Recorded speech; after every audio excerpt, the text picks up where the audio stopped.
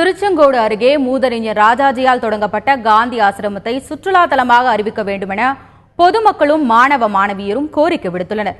நாமக்கல் மாவட்டம் புதுப்பாளையம் என்ற இடத்தில் கடந்த 1925ஆம் ஆண்டு தந்தை பெரியார் தலைமையில் மூதறிஞர் ராஜாஜி காந்தி ஆசிரமத்தை தொடங்கினார். 28 ஏக்கர் பரப்பளவில் அமைந்துள்ள இந்த காந்தி ஆசிரமத்திற்கு மகாத்மா காந்தி, நேதாஜி சுபாஷ் சந்திரபோஸ், ஜவஹர்லால் நேரு உள்ளிட்ட பல சுதந்திர போராட்ட தியாகிகள் வந்து சென்றனர். இந்த ஆசிரமத்தை சுற்றுலா தலமாக அறிவிக்க வேண்டும் என்று அப்பகுதி மக்கள் தற்போது வேண்டுகோள் விடுத்துள்ளனர்.